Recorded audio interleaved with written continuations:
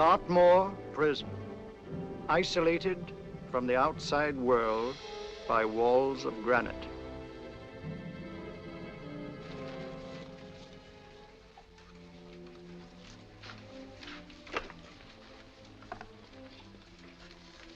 They say you could get out of here by merely telling what you know. You may or may not be another Scotland Yard bloke, but I'll give you the same answer I gave the others. I still have 2 years, 8 months, and 6 days left in which to make musical boxes. That'll be sold at auction for the benefit of this delightful sanctuary. And I intend to serve them.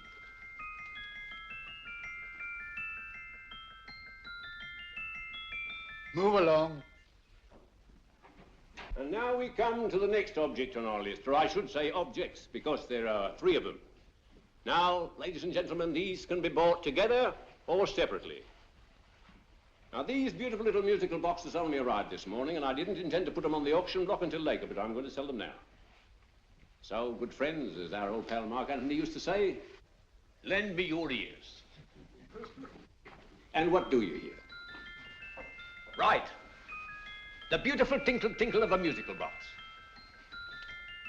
What a lovely trinket. What a beautiful gift. Created and made by loving hands. A thing of beauty and utility. I was going to start with £5. It's a bargain, £5. Do I see any hands? If there's a connoisseur in the house, will go £3 for it. £2. £1. 10 shillings. Thank you, sir. Ladies and gentlemen, 10 shillings is offered for a musical box you couldn't buy anywhere in London for less than £5. It'd be stealing to let it go for 10 shillings. Like taking milk from a baby. All right, we're selling for 10 shillings. 10 shillings, 10 shillings is offered, 10 shillings is offered, 10 shillings is offered. And anybody give me £1? Want to give me £1? I won't someone want to give me £1. A pound, £1 is offered, £1 is offered, ladies and gentlemen, £1 is offered. It's against you, sir. Will you go to £2? We go to £2, sir. £2. £2 is offered. £2 is offered. Going once, twice, third and the last call. Sold to the gentleman for £2. Sorry, my dear. Now, ladies and gentlemen, comes the opportunity to purchase an exact duplicate of the beautiful little musical box just bought by this gentleman for the ridiculous low price of £2. Oh, it's exactly the same. Exactly the same. Made with the same hands. You hear that? Isn't that lovely? That tinkle, tinkle, tinkle, tinkle. Sounds like Bow Bells to me, you know, with little angels pulling on the ropes, eh? Who'll give me £2 for it? Who'll start me with £2? Will anybody start me with £2? Oh, come, ladies and gentlemen. You know, from your enthusiasm, we might all be in Scotland instead of London. Please buy it for me, Daddy. £2, certainly not. We all might be in Scotland. Besides, I don't like his manner. £1, 10 shillings. £1. £1 is ours. £1 is offered. £1 is offered, going £1. Any advance? Going once, going twice, the third and the last call. Sold to the lady for £1. Smart bidding, my dear. Thank you. We come to the third and last of these beautiful little musical boxes. Exactly the same. Tinkle, tinkle. Isn't that lovely? Ladies and gentlemen, I don't bring you here to gull you and swindle you. This is the exact replica of those 2 I just sold before.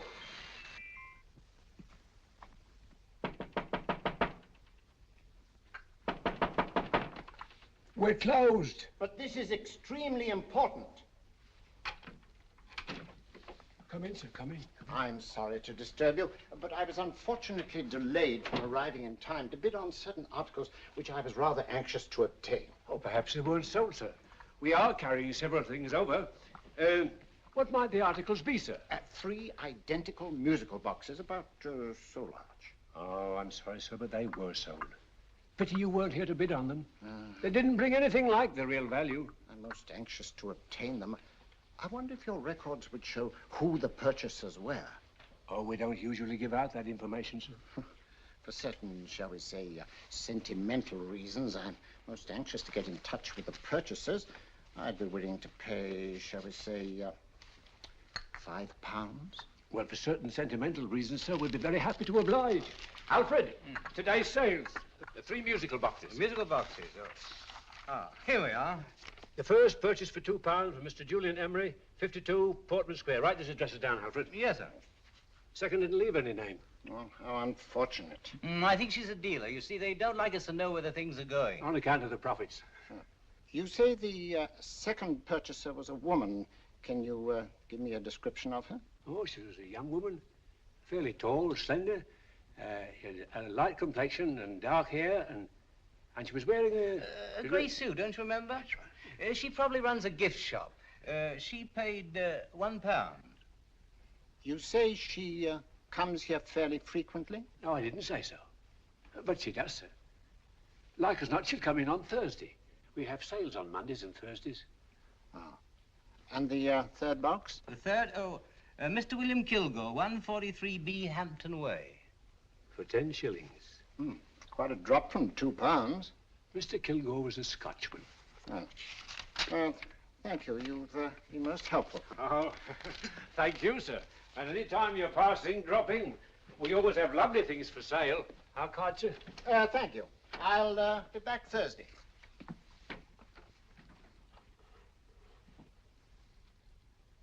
The message reached us too late. Musical boxes are being sold. Well, let's get out of here.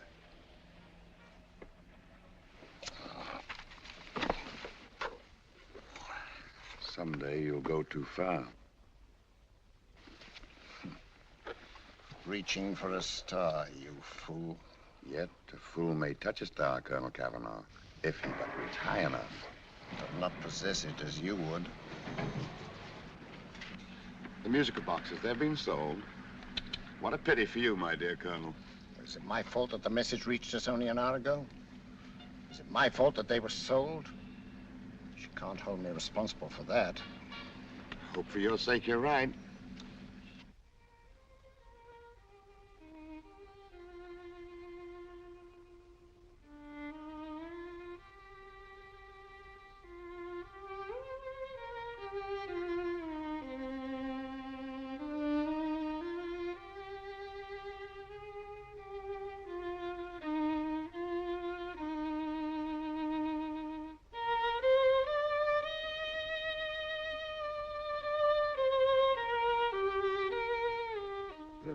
Upon you tonight at 7:45, a gentleman who desires to consult you upon a matter of the very deepest moment.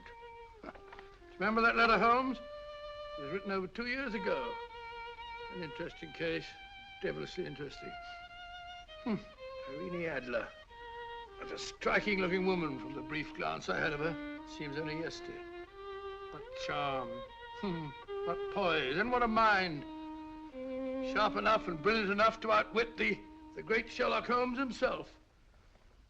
I take it the new issue of the Strand magazine is out, containing another of your slightly lurid tales. It is indeed. And what do you call this one? I call it A Scandal in Bohemia. Not a bad title, eh? If you must record my exploits, I do wish you'd put less emphasis on the melodramatic and more on the intellectual issues involved. More on the what do you mean by that? Well, I do hope you've given the woman a soul. She had one, you know. By the woman, I suppose you mean Irene Adler. Yes. I shall always remember her as the woman.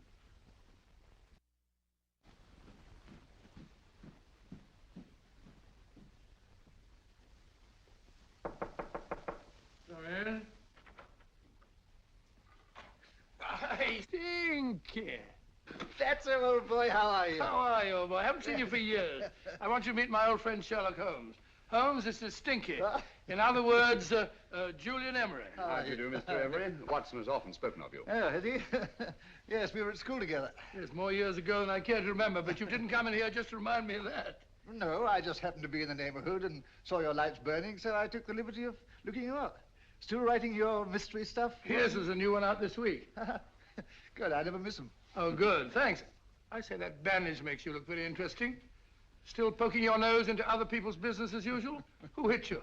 I haven't the foggiest notion. Somebody knocked me on the head in my own living room, and then proceeded to commit the most idiotic burglary you ever heard of. Fellow must have been balmy as a coot. Balmy? Why? Come sit down, old boy. Would you You like a cup of tea? Huh? Oh, all right. I'll go and tell Mrs. Hudson about it. Yeah. Why do you say the robbery was idiotic, Mr. Emery? Oh, simply from the fact that with about £5,000 worth of musical boxes in my living room, the thief, who I caught in the act, made off with one that isn't even worth £5. I gather you're a collector of musical boxes. Yes, I am indeed. Some of them are very beautiful, but not the one that was stolen. The thief evidently grabbed the first thing that came to his hand when he heard me coming into the room. Still, it's rather odd, isn't it, that having disposed of you, he didn't pick up something more valuable. Was there anything unusual about the stolen box? No, nothing at all. No, I picked it up in the south of France, several years ago. You say you have many valuable music boxes, and yet the thief made off with one that isn't worth £5. Sounds like rather an intriguing little problem. Yes, well, I take it that he was just an ordinary petty thief and didn't know the value. That is a possible explanation, and yet I venture to say that the average petty thief has a more extensive knowledge of the value of objets d'art than the average collector. Well, anyway, that's Scotland Yard's theory. They didn't get very excited about it. That's consistent anyway. I wonder if I might see your collection, Mr. Emery. Oh, of course you could, yes. Nothing a collector likes more than showing off his trophies. When would it suit you? No time like the present. Good. My place is just round in Portman Square. Shall we? Yes, right. Hello? Where are you going? Stinky hasn't had his tea yet. Oh, I'm sorry. We're going round to my place, where I'm going to give you something better than tea. Now, this one was made for Louis XV, and is one of the very few still in existence from that period, and a particularly fine specimen at that. Charming, isn't it? Quite. They all sound to me like a lot of mice running about on a tin roof. I'm afraid you have no ear for music, Watson. Give me a good old band playing a rousing march. You have all your silly little tweets.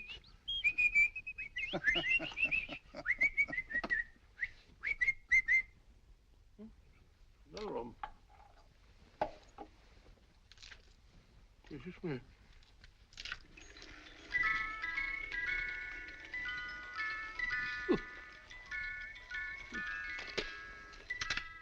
Stupid thing. Singing rabbit. What would you say offhand is the value of a box like that, Mr. Emery? Well, it's hard to say offhand, but I think we'll bring about £500 or £600 today. It's the gem of my collection. Yet a thief who steals an oddity like a musical box passes up one worth £500 for one of almost no value at all. Odd.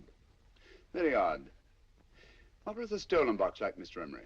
Oh, just a plain wooden box about so big.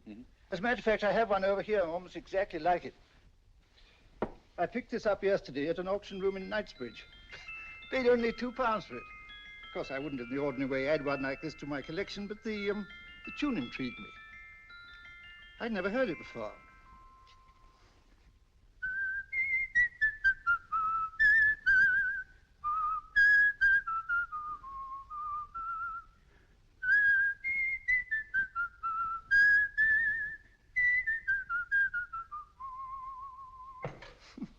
You have a remarkable ear for music, Holmes. Rather an unusual melody. Sit down, Will. Thanks. You say you bought that box at an auction sale yesterday? Yes, the Gaylord auction rooms in Knightsbridge. Run by old, what's his name? Crabtree. That's the man. At what time was the robbery committed? Oh, about 3 o'clock this morning. You know, Mr. Emery, that box and the robbery might well be cause and effect, especially since you say that the stolen box outwardly resembles this one a great deal. And Scotland Yard were not particularly interested, eh? Oh, yes, but I wouldn't blame him for that, especially as I told him I was quite unable to describe the thief, except, of course, for the fact that it was definitely a man. All you remember is that you came in here and someone struck you on the head. Yes, and the next thing I knew, my man was trying to revive me. It might be wise for you to put that box away somewhere and lock it up. Oh, I don't think that's necessary. Besides, everything's insured. Well, at least if any further attempts at robbery are made, I'd suggest that you call the police, rather than running into any personal danger. Oh, come, Holmes, aren't you being a bit of an alarmist? Possibly. Well, I must agree with old Stinky. Seems to me you are making rather a mountain out of a molehill. Molehill is the word, old boy, and it's time you were in bed. Thanks so much for letting us see your place. Now, it's been glad meeting you. Holmes, I can't understand why you were so mysterious. Seems to me the petty thief explanation was the only sensible one. Really? Yes, I can't see how you can believe it was anything else. I didn't say I believed it to be anything else. The petty thief theory is the obvious one, I grant you. However, it's often a mistake to accept something as true merely because it's obvious. The truth is only arrived at by the painstaking process of eliminating the untrue. We are not able to do that in this case without further data. Rubbish, you're pulling my leg. You're trying to turn a tuppenny halfpenny robbery into an international plot. No, I'm not. I just hope that your friend Stinky is a little more cautious in the future. Just in case.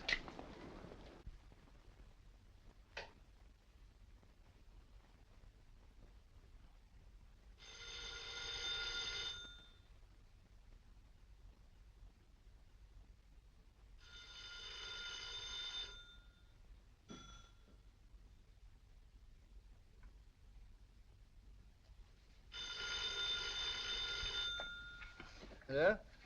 Yeah? Julian Emery here. Who? Why, of course I remember you, Mrs. Courtney.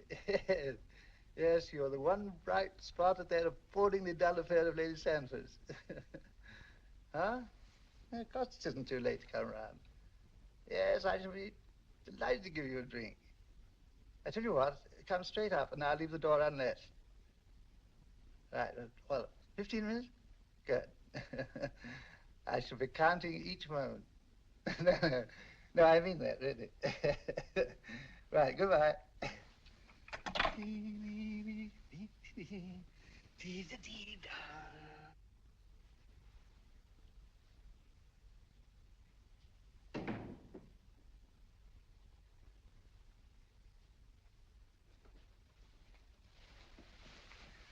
Boo! Oh, you startled me. Did I? Yes. Must be the pixie in me. I know I shouldn't have called you so late, but I was at a party just around the corner, and I remembered your invitation to see your collection of musical boxes. My dear Mrs. Courtney, pleasure is all the greater for being so unexpected. My friends call me Hilda. Thanks. Mine call me Stinky. Stinky, how quaint. Oh, what a perfectly wonderful collection of musical boxes. You know, when you told me you had a collection, I had no idea it was so attractive. Yes. They appeal to the ear as well as to the eye. Oh, what a plain little one. Why, it looks just like a country cousin amid all this grandeur. No. You mustn't underestimate the country cousin. Only last night a burglar broke in here, and with all these to choose from, went off with one very much like it. Really? Yes, I don't mind the loss of the box so much, but I do resent this crack on the skull. But it makes you look so interesting. Oh, do you think so? Uh-huh. It's funny, that's what old Fatso said. Fatso? I mean, Dr. Watson. He was here this evening with a friend, a Mr. Holmes. He's interested in my collection, too.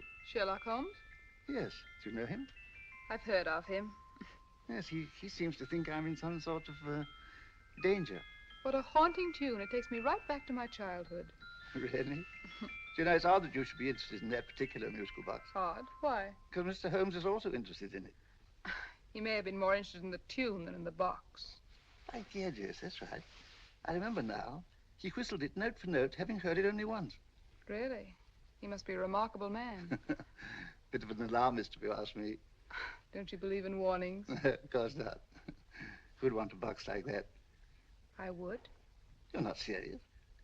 Oh, but I am. Well, you put me in a very awkward position. I'm a collector, you know. And the collector buys but never sells. But if the price were high enough... The price has nothing to do with it. It's the principle of the thing. Yes, well, we haven't had our drink. No, thanks. I must be getting along. Must you really? I'm afraid so. You're not walking out on me, are you? My reputation, Stinky. I say, you know, you are an attractive woman. Thanks.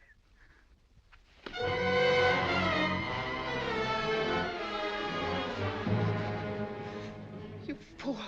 I told you to wait outside. What did you have to kill him for? All I had to do was walk out with this. He held you in his arms. Don't touch him. Don't touch anything. Now get out. I'm sorry. You're sorry. What about me? This is murder. What about Scotland Yard? What about Sherlock Holmes? Now get out!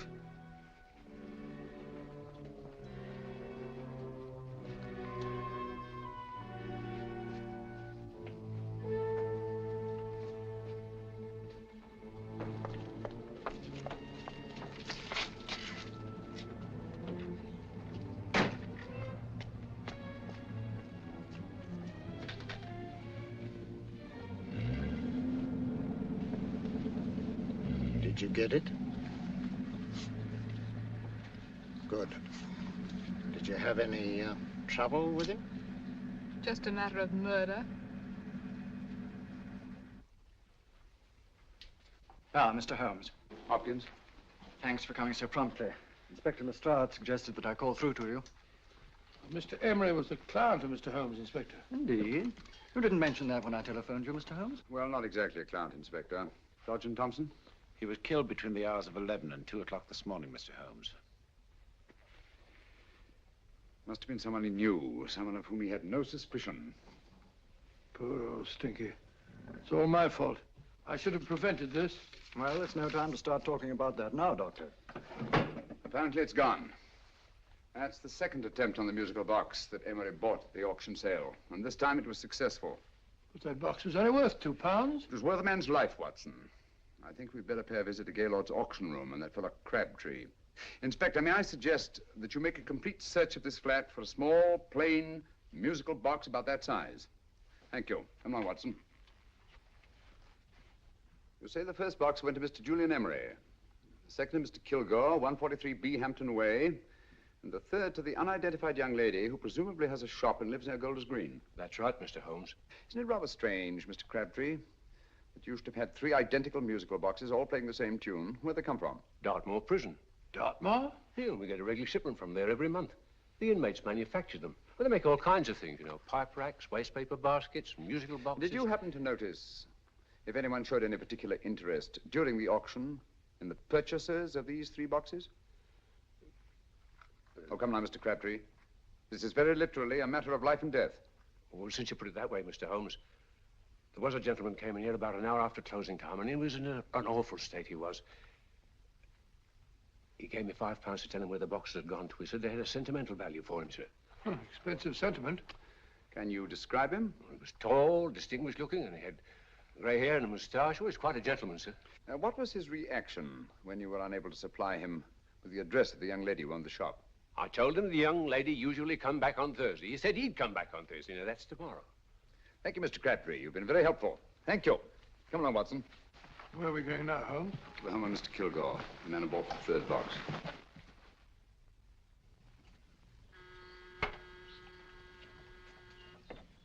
But hang it all, Holmes, how do you know those other 2 musical boxes are of any importance? I don't, but I certainly have no intention of waiting until the owners are murdered to find out. No one at home.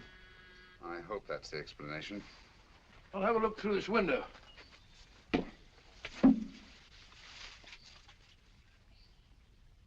Doesn't seem to be anyone there. The whole place seems deserted as far as I can see. Yes. Mr. and Mrs. Kilgore at home? No. When do you expect them? Oh, in an hour or so. But there's no use you're hanging about. They don't buy nothing from peddlers. Peddlers? My good woman, this is Mr. Sherlock Holmes. Sherlock Holmes? Oh, go on. Do you mind if we come in and wait? My business is rather urgent. Well, I've got to go out and do my shopping. And I don't know as Mrs. Kilgore like any strangers nosing about. Quite all right, I assure you. Well, I've got to be off. You two wait in the parlor. And no smoking either. Mrs. Kilgore says it smells up the house. Funny old girl, Holmes.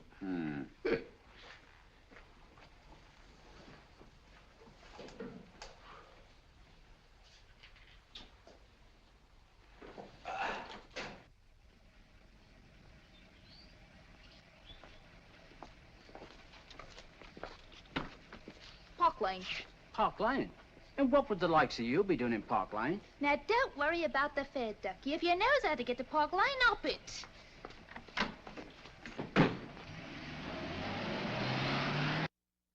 You know, Holmes, I've been thinking. There must have been something hidden in that box of old Stinky's. Stolen jewelry, possibly.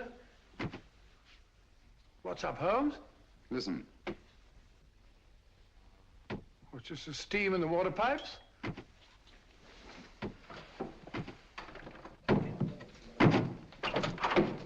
Watson! Great Scott! Come on, Holmes. Get on the chair here. It's all right, my dear. There. Now, don't worry. It's all over. There you are, dear. Don't cry anymore. She tied me up and shut me in the cupboard. I know. She won't come back. Did you show her your new musical box? Yes, she said she wanted to hear it play, and as soon as I showed it to her, she grabbed hold of No, I me. know. Now, don't worry. We'll buy you a new musical box. Yes, my dear, the best one in London. Watson. Oh, what a fool I've been. What do you mean, Holmes? She took the musical box out of this house in that market basket, right under our very noses. Why could the Kilgore charwoman want to take the music box? She isn't the Kilgore charwoman. She's a consummate actress. An extremely clever, unscrupulous woman who will stop at nothing. Take care of the child, will you, Wolfella, till our parents get back. Explain everything to them. Of course I will. But, Holmes, where are you going? Somewhere, somehow, I must get to the young lady who bought that third musical box before our opponents find her. I only hope that I won't be too late. Oh, no. No, darling, you mustn't cry anymore. Now, cheer up. Would you like to hear old Uncle make a noise like a duck?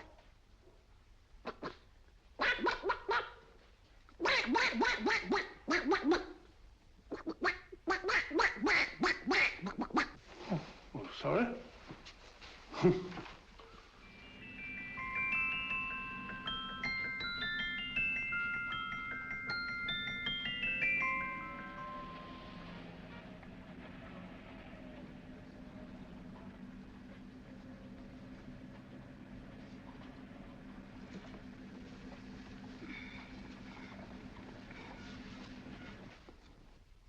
Now, ladies and gentlemen, how much am I offered for this beautiful lace Dresden china figurine?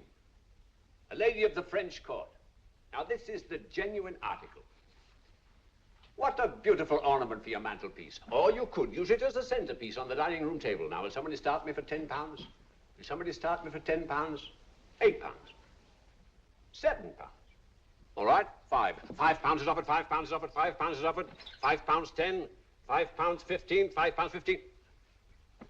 £6 is offered, £6, going once, going twice, the third and the last call. Have you all done? Sold to the lady from Twickenham for £6. Next, we have a real museum piece, ladies and gentlemen. A fine 19th century doll.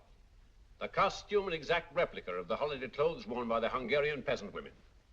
Now, ladies and gentlemen, an article like this would cost you from £15 to £20 in a West End shop. I'm not going to ask you for anything like that. Who'll give me £2 for it? £2. Anybody offer me £2? £2 for the Hungarian? £2? £1. What? Anybody give me £1? Anybody offer me £1 for the doll? £1 is offered, ladies and gentlemen. £1 is offered. Now, I'm not going to waste your valuable time or mine in trying to get one half of what this beautiful doll is worth.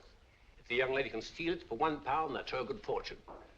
So it's going once, it's going twice, the third and last call. Any more? Sold to the young lady for £1. And now, ladies and gentlemen, may I draw your attention to something which may be a great surprise to you, worthy of any collection. The only other one like it is in the British Museum. It's a Ming vase of the 7th dynasty. This vase lay in a large collection somewhere outside Rome for over 2 centuries, I understand. It was discovered there by the noted antiquarian, Sir Andrew Coppleston. Now, some of you may remember Sir Andrew Coppleston. Besides being a noted traveller and antiquarian, he's also a gentleman rider.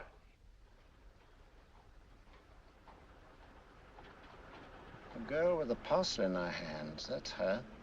Are you sure that's the girl? Well, she fits perfectly the auctioneer's description. Follow her, Hamid.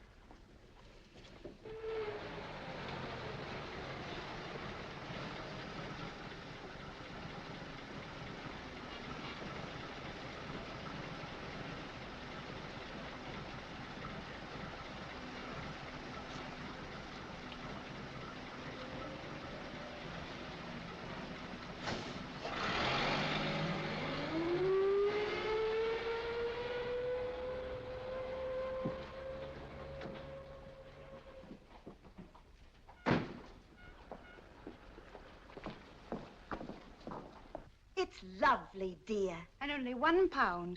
We can get at least 3 for it. Easily. I'll go make some tea. I could do with a cup. Right.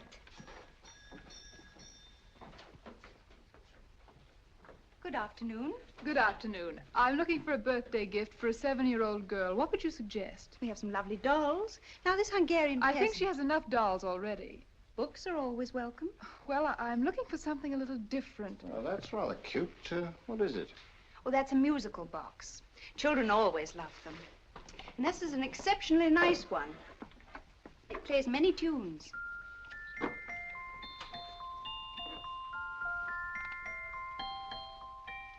Have you any others? Yes. If you'll just step this way. I have only 2 left.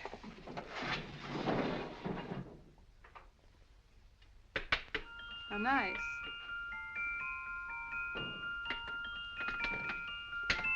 Are you sure this is all you have? I'm sorry.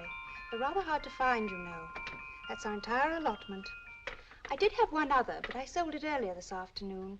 But it was only a plain wooden one. It wouldn't have been a very nice gift for a child. Really? Do you happen to know who the purchaser was? Why, yes.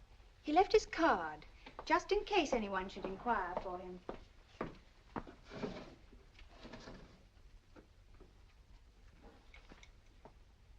How interesting.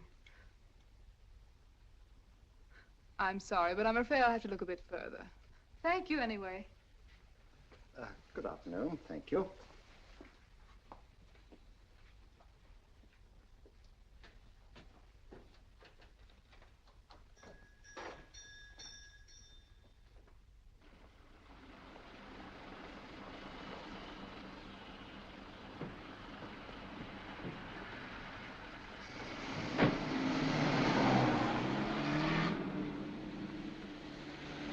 Heavy! Follow that cab. Here now, what? Scotland Yard. Hop in.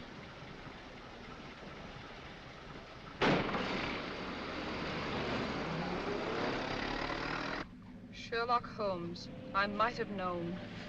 We thought we were the hunters, instead of which we're the hunted. We've been fools. We played right into his hands. Of course. He's had us followed. Don't look. The man in front of the toy shop. Hamid, turn sharp right at the next corner and again at the next.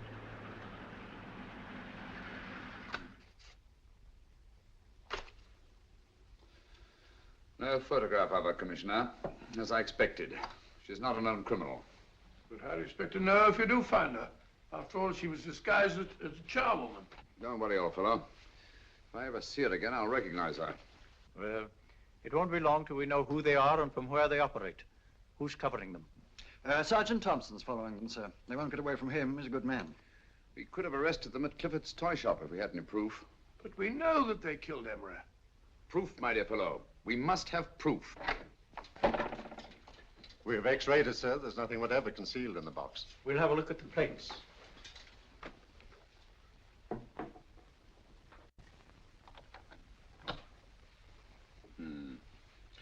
There must be some clue. And it's probably so obvious that we've all overlooked it. Seems to me we're up against a bunch of lunatics. Not lunatics, my dear fellow. Extremely astute, cold-blooded murderers. What can these little musical boxes have in them that's so important? Don't forget they were made in Dartmoor prison. You can smuggle stuff into prison, but not out. Do you want us to break the box apart, sir, to see if there's anything the X-ray hasn't caught? No, not yet. Do you mind if I take it? Certainly. Thanks.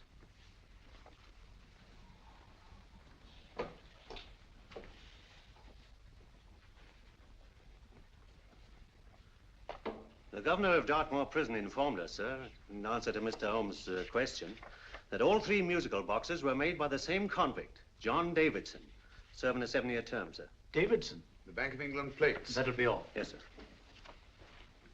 Now we're getting somewhere. Wait a minute. How did you know about the plates, Mr. Holmes? I'm a student of crime, Inspector. I make it my business to know about such things. And when the name of Davidson was mentioned... Well, who is this fellow Davidson? As long as Mr. Holmes seems to know all about it already, I suppose there's no harm in telling you. 2 years ago in London, there occurred a robbery of such tremendous importance, although the stolen articles themselves have no intrinsic value whatsoever, that the Home Secretary was instrumental in seeing that not a word of it appeared in any newspaper. But you never told me anything about this, Holmes. You were away at the time. Articles of no intrinsic value and yet of such importance? I don't understand. Davidson was apprehended within 15 minutes of committing the theft. But by that time, he'd hidden the articles in question and they've yet to be found.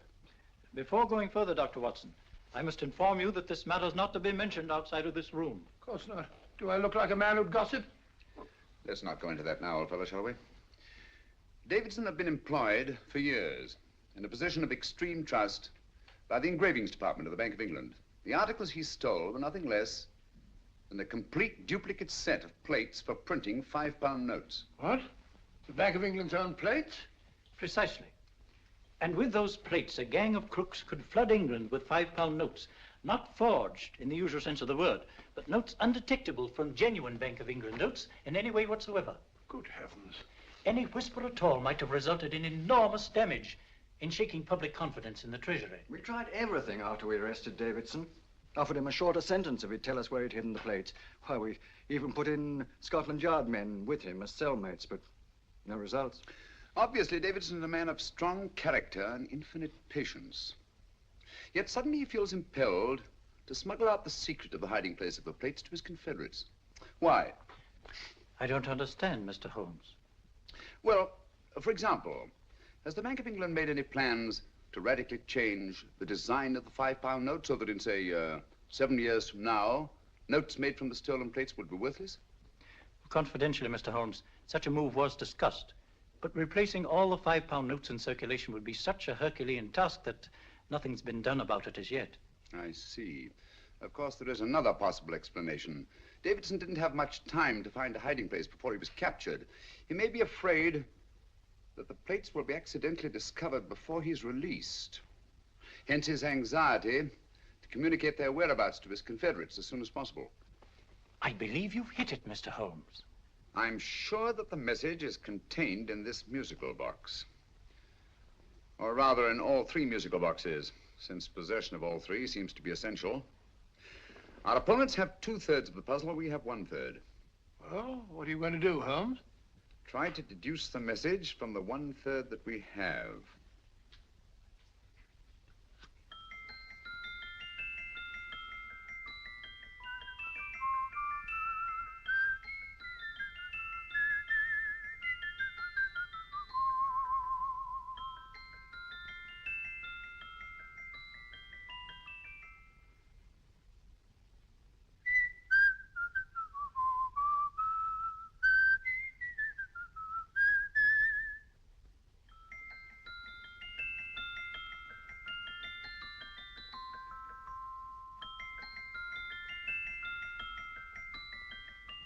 It's the same tune as the one played by Emery's musical box.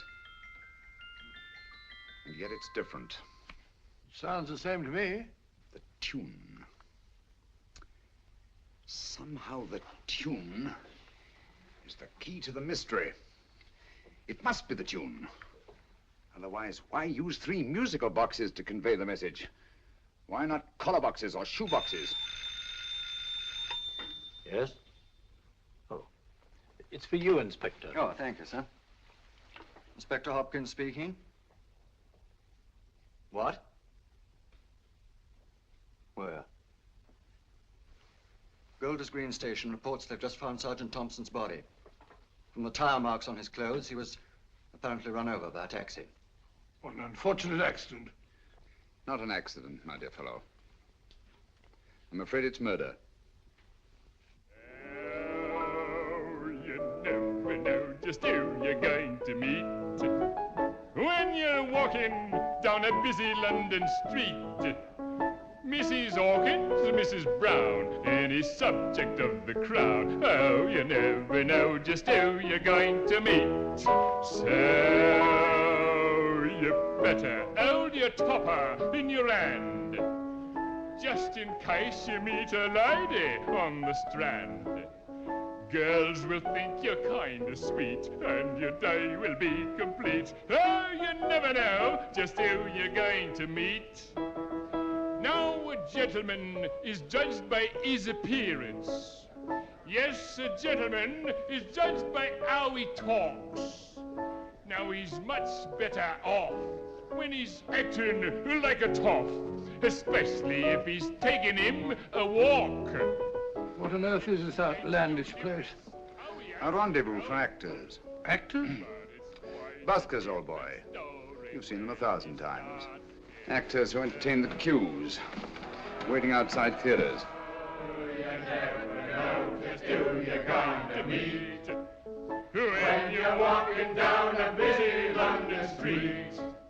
So you better wear your best, velvet ties to look your best, 'cause you never know just who you're going to meet. So you better keep your manners right in view, just in case a lady gives a how'd you do. Keep your trousers in a pleat, shine your shoes and keep them neat, 'cause you never know just who you're going to meet. Blimey. Mr. Holmes. How are you, Joe? Never met him. And yourself? Fine, thank you. I want you to meet a friend of mine, Dr. Watson, Joe's sister. Oh, well, any friend of Mr. Holmes is a friend of mine. Hi, Joe. He did me a good turn once that I'll never forget. Yes, I cleared Joe of a most unpleasant charge. Murder, no less. Oh, really? By proving to the satisfaction of the police that he was busy at the time blowing open someone's safe. That's right, Governor. Good gracious me. Joe, now you can help me. Come on, buzz off, buzz off. Come on, up it, up it. Can't a gentleman have some peace and quiet around here? And you too. There you are, Mr. Holmes. Now we can have some peace and quiet around here. Thank you, Joe. There's £5 in this for you. Well, I wouldn't want to take it on myself, sir, but I can get somebody to do it for you for half of that. You don't know what the job is yet. For £5? Murder, ain't it? What? No, Joe, not murder, just music. I want you to identify a song for me. Oh, there ain't a song that's been written that I don't know. That's why I came to you. Of course, the violin is more my instrument, but, oh, well, here we go. Now, listen to this, Joe.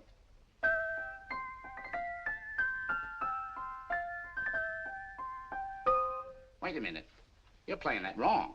That should be E natural, not E flat. You know the song? Oh, yes. It's an old Australian song called, the Swagman. But you're playing it all wrong. That's what I hoped you'd say. Now, listen again, Joe.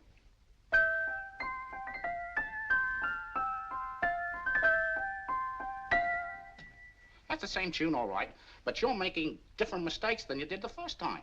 No, not mistakes, Joe. Call them variations. Here, play the song for me, will you, the way it's written.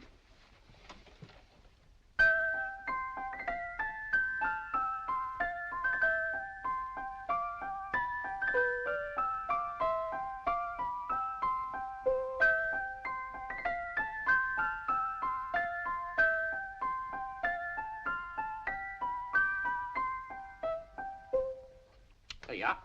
Thank you, Joe. What's it mean, Holmes? Are you onto something? Perhaps. I don't know yet. It's probably a code of some sort. Joe, could you write the song down for me, the way it was originally written? Oh, sure, Mr. Holmes, but it'll take a few minutes. Mm-hmm. Here, Mabel. Pale ale. Come on, up to it. Along with it.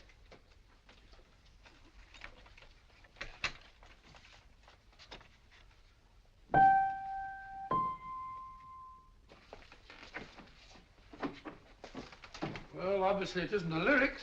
No combination of those words made any sense at all. The variations in the way Emery's musical box played the tune are different from the variations in the one we have. You sure? Quite. You see, I took the trouble to memorize the tune as played by Emery's box that night we were with him in his flat. Holmes, you amaze me. Elementary, my dear fellow. One of the first principles in solving crime is never to disregard anything, no matter how trivial. But why are 3 boxes? Why not 1? Because the message was obviously too long to be conveyed by any one variation. Then there's the 3rd box, the one that woman took from the Kilgores. That contains yet another set of variations. Yes, well, it's all beyond me. Well, all we have to do now is to find the secret of the variations. Not a very easy problem to solve, my dear fellow.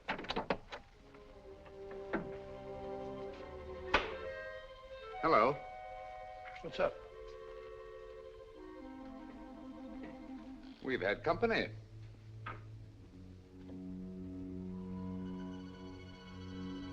I say, this is outrageous.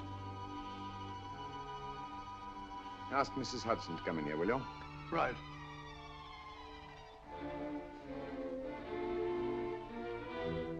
Hudson? Yes? Oh, there you are. Will you come up here at once, please? Oh, coming, sir.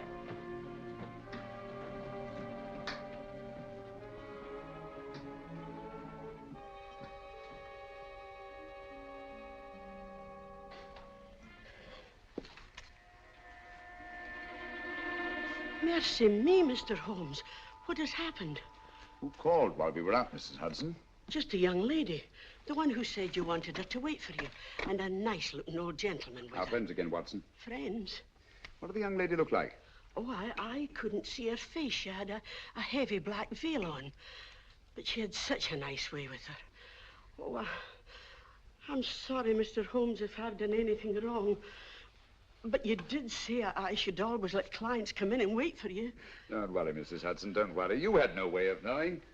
It's quite all right, quite all right. Now, don't worry, Mrs. Hudson. Don't worry. Well, where on earth's the musical box? They didn't get it. Didn't get it? Where is it? It's in your hand. Huh? In that biscuit jar. Take the biscuits off the top. Now put your hand inside, and you'll find the music box. Well done, Holmes. Well done. Amazing.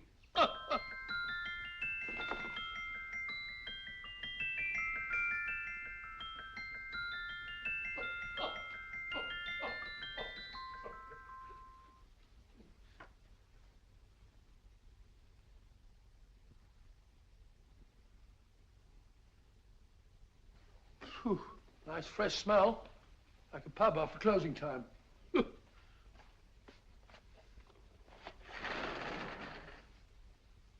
I say, Holmes. What? It's morning. Allow me to congratulate you on a brilliant bit of deduction.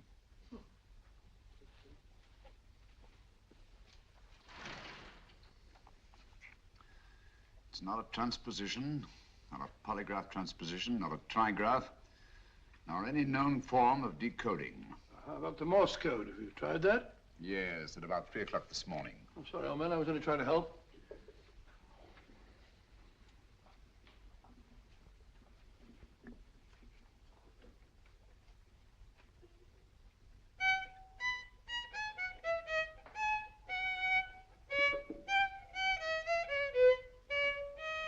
Oh, do me a favor.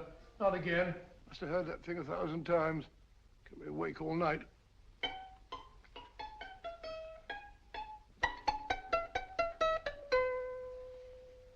Not a very distinguished composition, I grant you. You know perfectly well I don't know one tune from the other. When I was a kid, my people tried to have me taught the piano. I've always felt sorry for that old teacher of mine. The poor old girl finally reached the point of numbering the keys for me. 1, 2, 3, 4. Even then, I never progressed beyond... Numbering the keys, Watson. The 19th key of the keyboard is the 19th letter of the alphabet. S. Here. Now, put down when I give it to you, old fellow, will you? The first altered note. Write S first. Now, the 8th key is H. The 5th key, E. The 12th key, L. The 6th key, F. S-H-E-L-F. Shelf.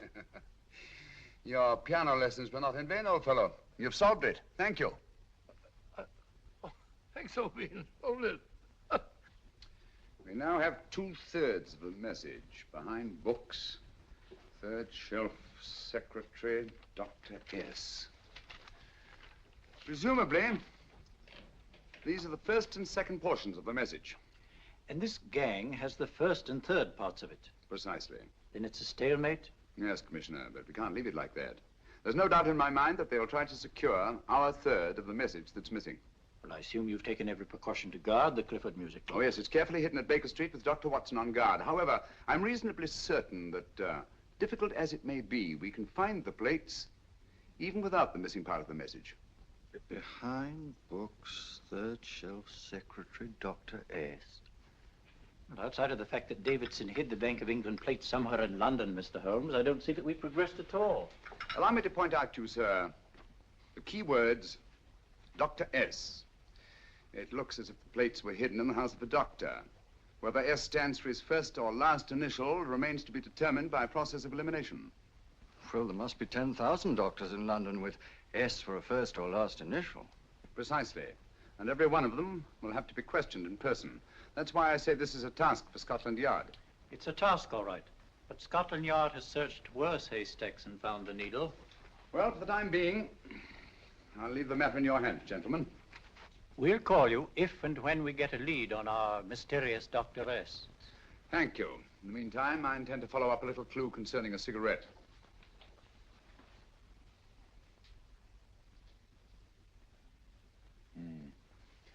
You're certain of the identification of the tobacco? Absolutely. I have made up this special blend for only 3 customers. It is almost pure Egyptian, with admixture of latakia for added body, and a pinch of perique. Merely a whisper, as one might say, for elusive fragrance. Yes. And the 3 customers? Major Wilson in Bombay, India. Mrs. Catherine Leamington Smith in Ireland. Yes, and the 3rd? Mrs. Hilda Courtney of Park Mansions, Bryanston Square. Thank you. Thank you very much. You've been most helpful. It is a pleasure to have been of service, Mr. Holmes.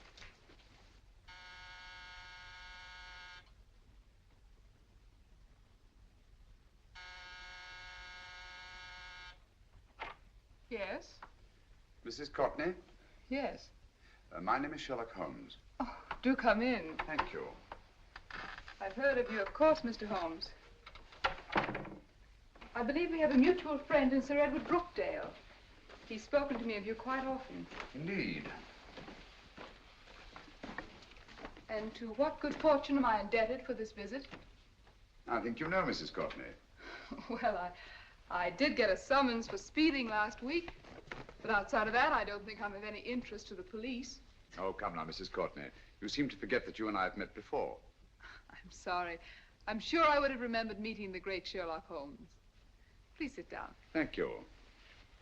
You say we met before. Yes. At the home of Mr. and Mrs. Kilgore, 143B Hampton Road. Kilgore? I don't think I know anyone of that name. Well, I didn't say you knew them. As a matter of fact, you called on them when they were out. I don't understand, Mr. Holmes. Really? And you were dressed rather differently. Indeed. Cigarette? Thank you.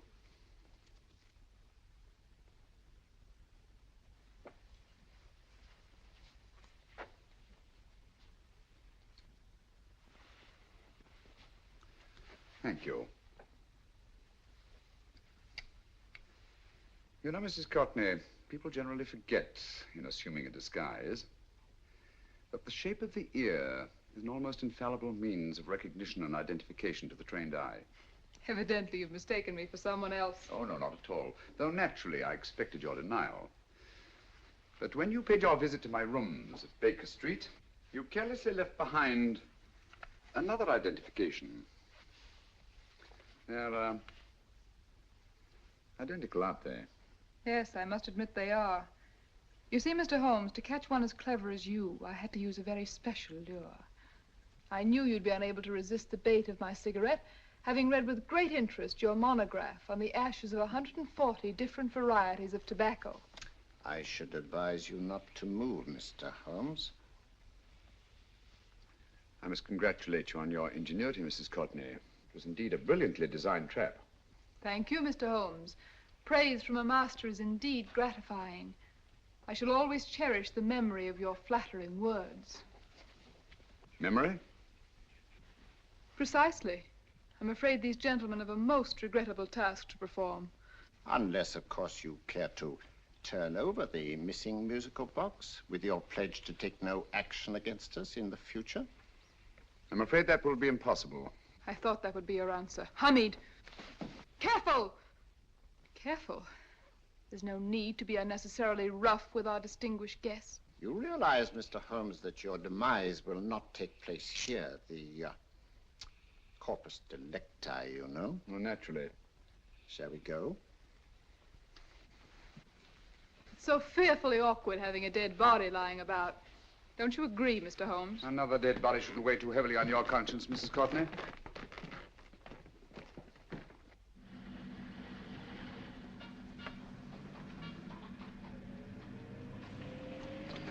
You mind if I have a cigarette? Don't see why not.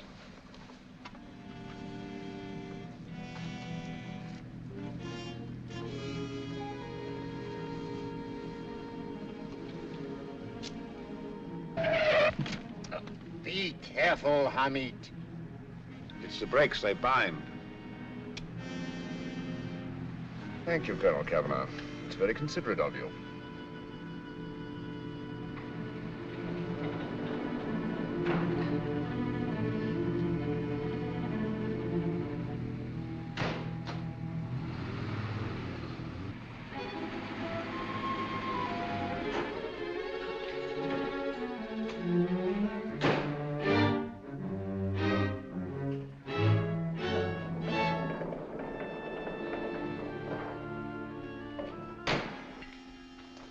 You'll be happy to know, Mr. Holmes, that your death will be a painless one. Hamid, attach this to the motor of the taxi. That little attachment, my dear Mr. Holmes, contains the deadly fluid known as monosulfide. The Germans use it with gratifying results in removing their undesirables.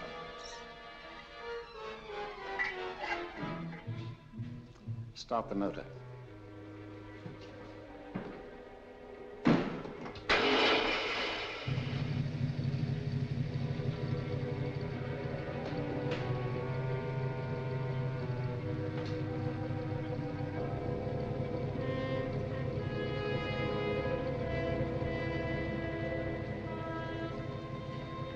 Tape his mouth.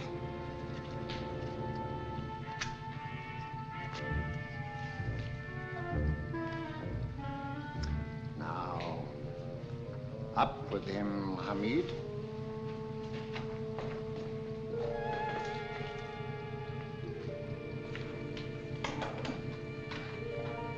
You find yourself like Muhammad's coffin, Mr. Holmes, suspended between heaven and earth.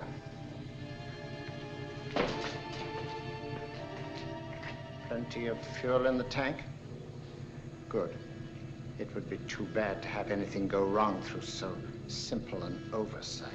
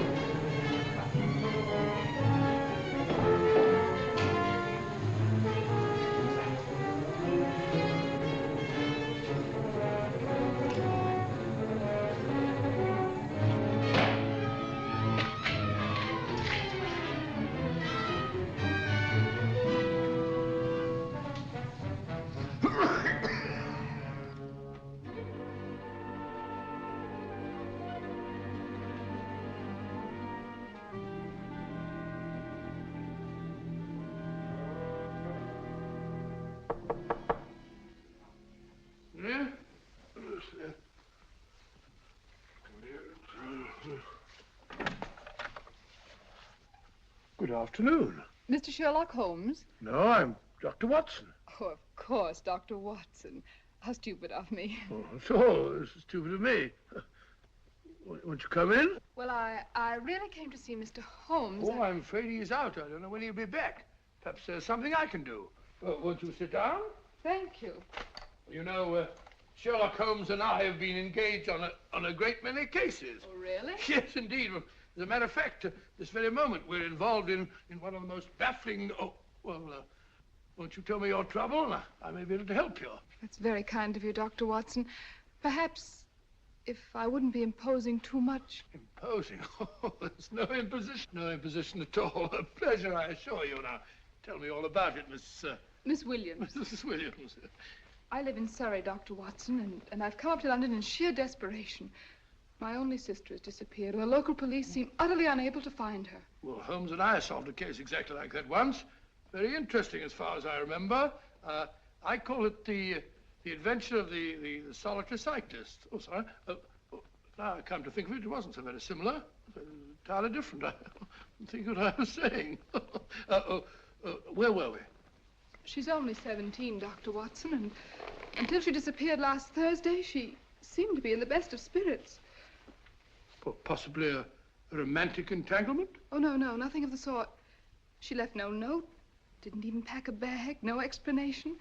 She just started to walk to the village from our house in broad daylight and simply vanished from the face of the earth. Oh, there. Might I have a glass of water? Glass of water. Have one in 1 minute.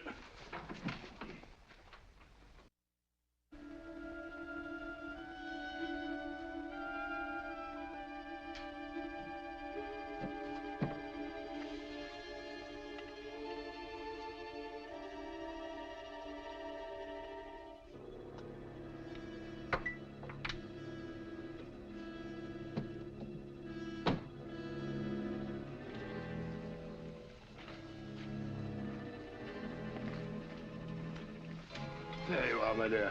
Thank you, Dr. Watson. No, you're not to cry anymore. You must pull yourself together. I feel much better already knowing that you're going to help me. Oh, Dr. Watson, look! Good heavens! Get through the fire brigade, quickly!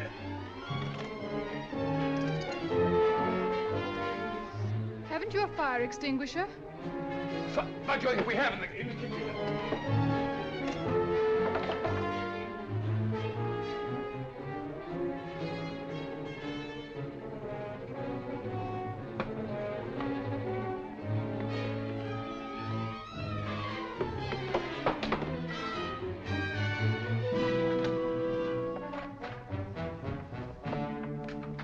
Don't you worry, Miss Williams. We'll have this thing out in no time.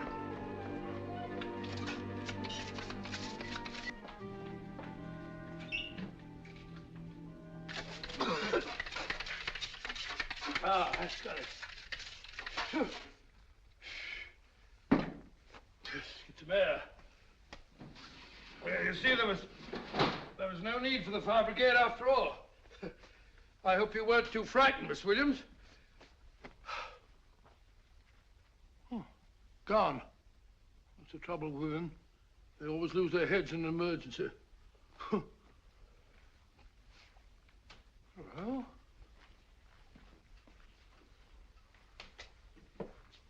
A musical box. Great Scott! Miss Williams!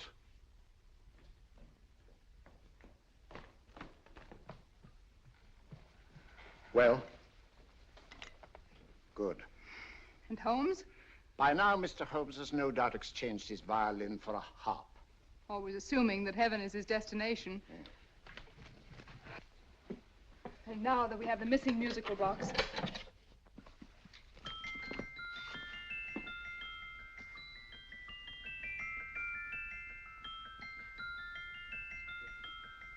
Nineteenth note. 19th letter. Yes. He hasn't been there, you say? Holmes, where on earth have you been? I've been trying to get you at the club, at Scotland Yard, all over London. You were looking for me in the wrong places. Holmes, terrible things happened. I've been duped. That woman, she made a complete fool of me. Well, what do you mean? Well, she came here, let off a smoke bomb. I thought the whole place was on fire, and my first thought was to save the musical box. No need to say any more. She has the box. Yes. Don't blame yourself too much, old fellow. She's an extremely clever antagonist. Smoke bomb, you said? Well, you can console yourself with the thought that your charming friend is at least a reader of yours. What do you mean? If I remember correctly, you wrote about my little experiment with smoke and the cry of fire in a story you entitled A Scandal in Bohemia, which has just appeared in the Strand magazine. All right, old boy. Don't rub it in. Well, it may cheer you up to know that you made a fool of me, too. That cigarette stub was planted here for one express purpose. We're going to bandaging around this place. Bandaging? What's the matter, Holmes? You hurt? Explanations will have to wait until later. At the moment, we're faced with a problem which I fear is insurmountable. Come over here, old boy, will you? Right. Our opponents are in possession of all three parts of the code. And here are we, while the Bank of England plates pass into their possession. Cheer up, old fellow, cheer up. As Dr. Samuel Johnson once said, there's no problem the mind of man can set that the mind of man cannot solve. What's that, old fellow? I was just quoting Dr. Samuel Johnson. He said there is Thank you, Watson. Thank you. Leaving the front reception room, we come into the main hall, where Dr. Johnson was in the habit of passing through to have his meager meals in the dining room opposite, in company with his friend and biographer, James Boswell. We will now pass up the stairway, which remains in its natural wood finish, just as it was when the good doctor was here. The framed etching on the wall is believed to have been presented to Dr. Johnson by the distinguished painter, Sir Joshua Reynolds. I've been told here that picture was given in by Mrs. Thrale, and it's definitely not a Reynolds. Is that important, my dear? Oh, I'm sorry. This way, ladies and gentlemen, please, this way. Move along, children, move along. The secretary's not on this floor. Patience, Hamid. I've a feeling My that... dear Colonel, with Sherlock Holmes out of the way, what could go wrong?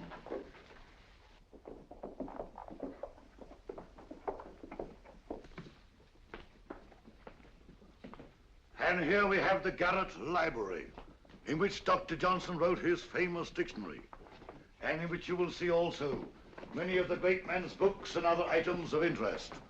Step forward, ladies and gentlemen, please, step forward. Standing in the corner is the secretary, which contains many of the original works by the literary genius. On this table, Dr. Johnson's cat, Hodge, used to sleep while his master worked. A strange thing about this cat, ladies and gentlemen, was its love of oysters. They do say that the dear doctor often went hungry to find the cat that delicacy. What a pity.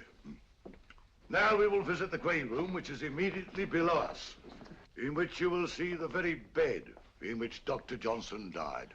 What did he die of? Gout. Just gout.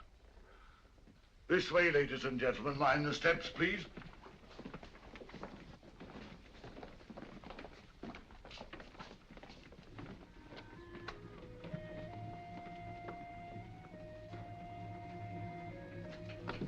Your keys.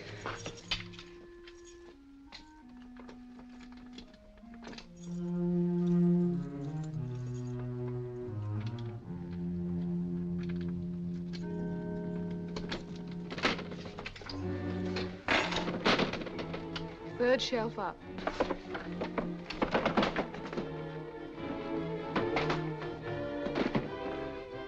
The knife.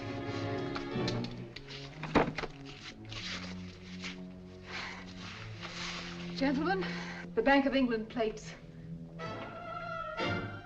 Well, Mrs. Courtney, so we meet again. No, I shouldn't do that if I were you, Colonel Cavanaugh.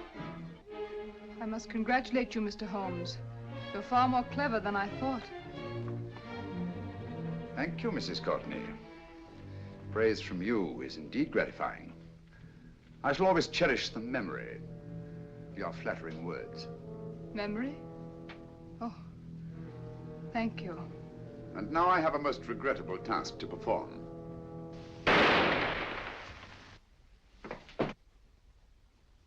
Holmes! Coming, Holmes! Holmes, you all right? Perfectly, thank you, old fellow, but I think this gentleman on the floor requires some medical attention. We must see that he looks his best, you know, when he's hanged. Take them in charge.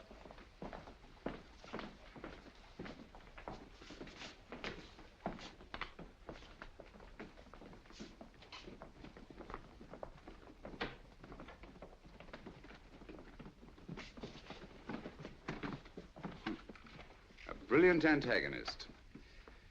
It's a pity her talents were so misdirected. Will you see that these plates are returned to the Bank of England, Inspector? I still don't understand how you solved it, Mr. Holmes. It's entirely due to Dr. Watson. He gave me the clue when he mentioned Dr. Samuel Johnson.